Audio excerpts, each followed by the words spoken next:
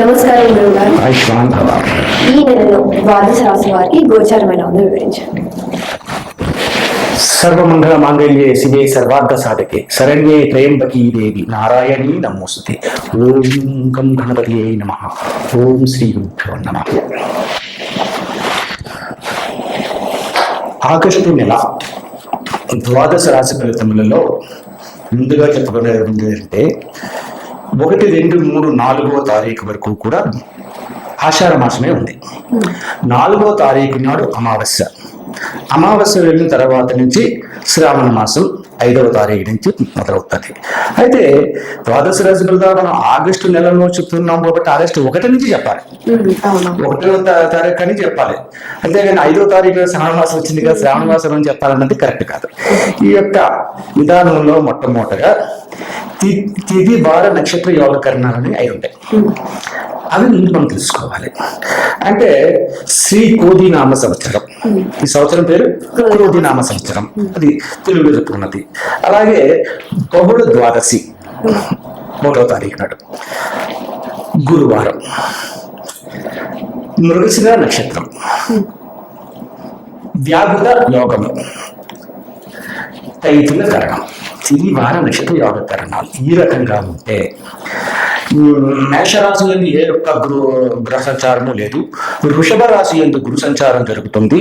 అలాగే కుజుడు కూడా వృషభ రాశిలోనే ఉన్నాడు. కుజ గురుడు ఇద్దరు కూడా కలిపి ఉండడం మంగళప్రదమైన విధానం. అలాగే తృతీయ స్థానమైన మిథున రాశిలో చంద్రుడు ఉన్నాడు. అలాగే మేషరాశికి చతుర్థ స్థానమైన కర్కాటకంలో రవి ఉన్నాడు. అలాగే పంచమ స్థానమైన సింహరాశిలోని బుధ శుక్రులు కలిపి ఉన్నారు. బుధ శుక్రులు ఇద్దరు కలిపి ఉండడం కూడా ఒక యోగమనే చెప్పాలి. అలాగే కన్యారాశి యందు కేతువు, కుంభరాశి యందు శని, మీనరాశి యందు రాహు. గ్రహ సంచారం ఈ రకంగా పరిణమించింది. గురువు గారు, మరి ఈ ఆగస్టు నెలలో వృశ్చిక రాశి వారికి ఎలా ఉండబోతుంది? వృశ్చిక రాశి అన్నారు. ఈ వృశ్చిక రాశి వారి యొక్క విధానాలు ఇలాగుంటాయి. ఈ వృశ్చిక రాశి వారికి అర్ధాష్టమ శని ప్రభావం పనిచేస్తుంది. వృశ్చిక రాశికి ఆధిపత్యాన్ని వహించింది కుజుడు. కుజుడు ఉన్న స్థానం వృశ్చిక రాశికి 7వ స్థానంలో ఉన్నాడు. ఈ కోపం ఎక్కువ, కుజుని కోపం ఎక్కువ. మొట్టమొదటి మేషరాశి వారికి ఉన్నప్పుడు చెప్పుకున్నాం. మేషరాశి ఫలితాలు చాలా బాగున్నాయని మనం చెప్పుకున్నాం. ఈ వృశ్చిక రాశి వారి ఫలితం బాగాలేదు. అర్ధాష్టమ శని, భార్యాభర్తల మధ్యన కలతలు, భార్యాభర్తల మధ్యన పూర్వకాలములందు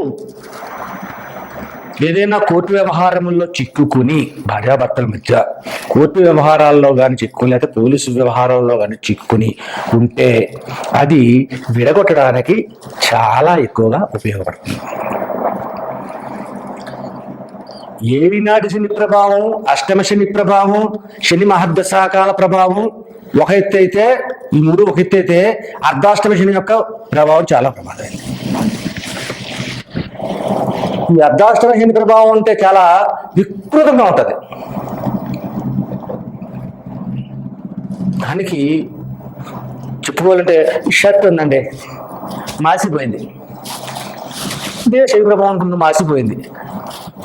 దాన్ని శుభ్రపరచాలంటే ఉతకాలి. ఉతకంటే ఎలా ఉతుకుతారు? ఒక బాణలోని నీళ్లు పోసి ఆ నీళ్ళలోని ఈ షర్టును వేసి ఆ తర్వాత మాత్రం సోడా పోసి పొయ్యి మీద పెట్టి కొత్తగా మరిగిస్తారు. మరిగిన తర్వాత దాన్ని తీస్తారు. తీసిన తర్వాత వదిలేస్తారా? ఏ సబ్బు రాసి బండకేసి బాస్తారు. షర్టుకు ప్రాణం ఉంటే ఎంత బాధపడుతుంది అది ఆలోచించండి. ఇక్కడ బండకేసి బాధేశారు, అయిపోయిందా? తర్వాత నీళ్ళలో జాడిస్తారు, కిందకి మీదకి కిందకి జాడించి వదిలేసారా గట్టిగా పిండుతారు. పిండిన తర్వాత దులిపి దులుపుతారు.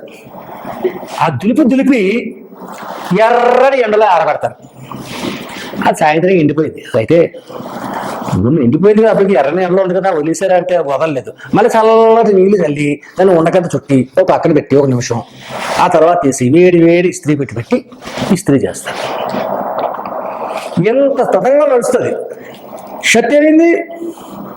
నీట్గా తయారైపోయింది. అష్టమ శనిలో ఉన్న అర్ధాష్టమ శనిలో ఉన్న విధానంలో కూడా ఇదే పరిస్థితి ఉంటుంది. అర్ధాష్టమ శని ఉన్నంతసేపు శక్తికి ఎన్ని బాధలు పడ్డదో అన్ని బాధలు ఇటు పడుతుంటాడు. కానీ వదిలిన తర్వాత నీట్గా అయిపోతున్నాడు. ఇప్పుడు నైనా శని భగవాన్ అంటాడు, వెళ్తా 20.5 సంవత్సరాలు.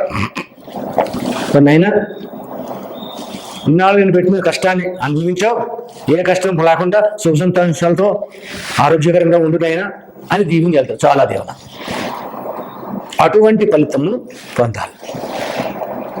ఇక వివాహాలు ఏంటేంటి, ఏ పరిస్థితులు ఏంటండి అని అడగాలంటే ఈ అర్ధాష్టమ శని ప్రభావం వల్ల యోగదాయకమైన ఫలితములు పొందలేరు. ప్రతి వారితో గొడవలు పడుతుంటారు, ప్రతి వారితో గొడవ వస్తుంది. చేతికి వస్తుంది అనుకున్నది చేతి దాకా వస్తుంది కానీ చేతికి అందదు. పట్టుకోవాలనుకున్నాడు, ఏది పట్టుకోలేడు. మందే ఎక్కడికి పోలేదు, మందే మనం తీసుకున్నాం అనుకున్నది కూడా రాని పరిస్థితిలో ఈ యొక్క శ్రావణ మాసమే కాదు, కొన్ని నెలల వరకు కూడా ఇలాగే ఉంది. అలాగే ఉద్యోగ రంగములలో ఉండే వాళ్ళకి ఎలా ఉంది అని అడుగుతున్నారు కాబట్టి ఉద్యోగ రంగంలో కూడా జాగ్రత్తను వహించండి. దూకుడు స్వభావం వద్దు. ఆలోచించండి, ఆలోచించి సమాధానం చెప్పండి. అంతేగాని ఏదో నోటికి వచ్చింది చెప్పొద్దు, ఈ వాళ్ళకి ఇది అయిపోతే రేపు పొద్దున సంగతి చూసుకుందాం అని కాదు. రేపటి గురించి కూడా ఆలోచించాలి. దైవ నామస్మరణ విధానాన్ని మనం మర్చిపోకూడదు.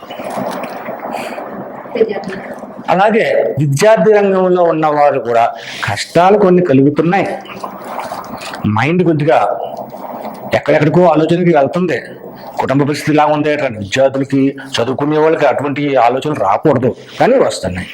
అయినను దృష్టి సారించండి, చదువు మీద దృష్టిని సారించండి, కష్టపడండి. వచ్చేది సెప్టెంబర్ నెల. ఆ సెప్టెంబర్ నెలలో ఫలితాలు కూడా శుభప్రదమైన ఫలితాలు పొందాలి. అటువంటి విధానాలన్నీ కూడా ఈ రాశి వారికి కలిగే విధానానికి ఏం చేస్తే మనకి ఈ అర్ధాష్టమ శని ప్రభావం నుంచి బయటికి వస్తాము, ఏ రకంగా నడుచుకోవాలి, ఏ రకంగా చేయాలి అంటే ప్రతి అర్ధాష్టమ శని ప్రభావం చాలంటే ప్రతి శనివారం నవగ్రహములు ఉన్న శివాలయానికి వెళ్ళండి. నవగ్రహములు ఉన్న శివాలయానికి వెళ్ళి ఆ శివాలయంలోని ముందుగా నవగ్రహముల చుట్టూ 27 ప్రదక్షిణలు చేయండి. 27 పుష్పాలు చేతితో పట్టుకుని ప్రదక్షిణ చేసి ఒక పుష్పం అక్కడ పెట్టండి. ఏ పుష్పాలైనా పర్వాలేదు, పుష్పంలో ఏ పుష్పం ఉంటుంది. ఆ పుష్పాలు లేకపోతే ఆకులు లేకపోతే చింతగడ్డలు, దాంట్లో ఉంది. అది కౌంటింగ్ కోసమే కానీ భక్తి కోసం కాదు, అది భక్తిలోకి రాదు. మీరు చేసే ప్రదక్షిణే వస్తుంది. ఆ ప్రదక్షిణ చేసేటప్పుడు ఆదిత్యాయ సోమాయ మంగళాయ బుధాయ గురు శుక్ర శనిబచ్చి రాహవే కేతవే అని ఇది మన పంచాంగంలో మొదటి దాంట్లో గంటల పంచాంగంలో చదువుకోండి. అది చదువుతూ ప్రదర్శన చేయండి. 27 ప్రదర్శనలు అవ్వాలి. ఎందుకు 27 చేయాలి?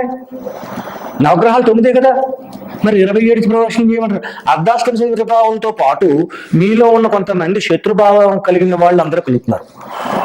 వాళ్ళు ఎవరో మీకు తెలియదు. వాళ్ళు తెలుసుకోవాలంటే ఏదో నక్షత్రంలో వాళ్ళు ఉన్నారు. 27 నక్షత్రాలు ఉన్నాయి కాబట్టి అందుకని 27 ప్రదక్షిణ చేయాలి. ప్రదక్షిణ చేసిన తర్వాత శుభ్రంగా కాళ్ళు చేతులు మొహము కడుక్కోవాలి. అక్కడ నది ఉంటే శుభ్రంగా నదిలో స్నానం చేస్తే మరీ మంచిది. చక్కటి వస్త్రాలను మళ్ళీ మార్చుకుని ప్రదక్షిణ చేసి నమస్కరించుకుని, ఇంకా వీలైతే అక్కడ ఉన్న పంతులు గారికి పిలిచి సంకల్పం చెప్పి కొద్దిగా పూజలా చేయండి అని చెప్పి చేస్తే మరీ మంచిది. ఆ తర్వాత అన్నీ అయిపోయిన తర్వాత స్నానం చేయడానికి కానీ అవకాశం ఉంటే స్నానం చేయండి. లేదంటే కాళ్ళు చేతులు ముఖము శుభ్రంగా కడుక్కుని కొన్ని నీళ్ళని తీసి నెత్తిన చల్లుకుని మరలా ఆ శివాలయంలోనే విభూతి ఉంటుంది. ఆ విభూతిని నొసటి నిండుగా పెట్టుకోండి. ఆడవారైనా మగవారైనా నొసటి నిండుగా పెట్టుకోండి.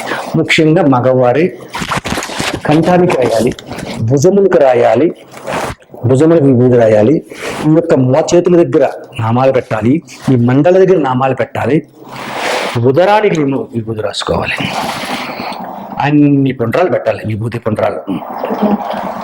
మగవారు, ఆడవారైతే కొంచెం ముఖానికి కొద్దిగా విభూతి రాసుకుని బొట్టు పెట్టుకోండి. ఆ బొట్టు కూడా నుదుట, పాపిట, కంఠస్థ, వక్షస్థల, నాభి బొట్లు పెట్టుకుని వెళ్ళాలి.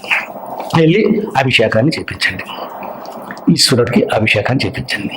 ఆ ఈశ్వరాభిషేకం చేస్తున్నంతసేపు యోగదాయకమైన స్థితిలో పొందుతారు. ఎందుకంటే ముఖ్యంగా ఈ ప్రదక్షిణ నెలలో ఒక్కసారి చెప్పాను నేను, ప్రతిరోజు చేయమంటలేదు. ఈ యొక్క నవగ్రహ ప్రదక్షిణ, నవగ్రహ పూజ చేయాలని శనివారం నాడు చేయండి. శనివారం నాడు చేసిన తర్వాత ఆ రోజు ఆయిల్ లేని ఫుడ్ తినండి. మీరు తినే తిండిలో ఆయిల్ తగలకూడదు, కనీసం తలకి కొబ్బరి నీళ్ళు కూడా రాయకూడదు. అటువంటి విధానాన్ని పాటించండి. ఈ యొక్క ఈ పూజ అయిపోయిన తర్వాత ఈశ్వరుడికి అభిషేకం చేశారు. చేసిన తర్వాత మధ్యాహ్నం కర్ర రైస్ అన్నారు, అలా ఉండిపోయింది. ఆ తదుపరి ఏదో ఈ శ్రావణ మాసంలో ఒక వారం మాత్రమే చెయ్యండి, శనివారం.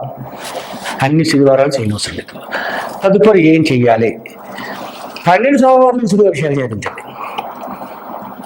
12 సోమవారాలు కూడా ఈశ్వరునికి అభిషేకం చేయించండి. ఈశ్వరాభిషేకం చేసిన తర్వాత మీకు వీలునైతే అన్నదానాన్ని చేయండి. అన్నదానాన్ని చేసినందువల్ల ఈ యొక్క ఫలితములు ఉధృత తగ్గిపోతాయి. అన్నదానం ఎవరికి చెయ్యాలి? నిజమే కదా, ఎవరికి చేయాలి అన్నదానం? అన్నార్తులకు చెయ్యాలి. ఎవరికి పడితే అన్నది చేసేయకూడదు అన్నదానం అన్నది. ఎవరో బచ్చగాళ్ళు ఉన్నారు, ఆడికి అన్నదానం చేస్తే బాగుంటుంది కదా అని చెప్పేసి ఆకుతో అన్నం తీసుకొచ్చి పెట్టామనుకో, ఆడేం చేస్తున్నాడు? అక్కడ తినేస్తాడు, తింటలేదు. ఆర్తులు ఎక్కడ ఉంటారంటే హాస్పిటల్లో ఉంటారు, లేదు అనాథ శరణాలయంలో ఉంటారు.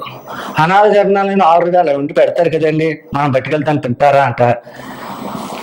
చెప్పండి ముందుగానే, మేము రేపు పొద్దున్న 50 మందికి అన్నదానానికి ఏర్పాటు చేస్తున్నామండి అని. అసలు అటువంటి అన్నదాన విధానాన్ని ఎప్పుడైతే జరుగుతుందో ఈ అర్ధాష్టమి శని ప్రభావం అంచెలంచెలుగా తొలగిపోతుంది. అన్నదానం అనే దానికి ఇక వారం కానీ వజ్రం కానీ ఏమి ఉండదు, ఏ రోజైనా చేయవచ్చు. అన్నదానాన్ని ఏ రోజైనా చేయవచ్చు. కాబట్టి ఈ యొక్క వృశ్చిక రాశి వారు అన్నదాన విధానాన్ని పాటించడం చాలా మంచి విధానం. అలాగే 12 సోమవారాలు ఈశ్వరుడు అభిషేకం చేయమని చెప్పాను. ఒక్క శనివారం నాడు మాత్రమే నవగ్రహముల చుట్టూ 27 ప్రదక్షిణలు చేసి పూజించి స్నానం చేసి కానీ లేక కాళ్ళు చేతులు కడుక్కుని ఈ శివుని అర్చించండి. ఆయిల్ లేని ఫుడ్ తినండి. ఎప్పుడైతే ఇలా చేస్తారో ఈ అర్ధాష్టమి శని ప్రభావం తొలగి సుఖ సంతోషాలతో ముందుకు సాగుతుంది జీవితం. స్వస్తి.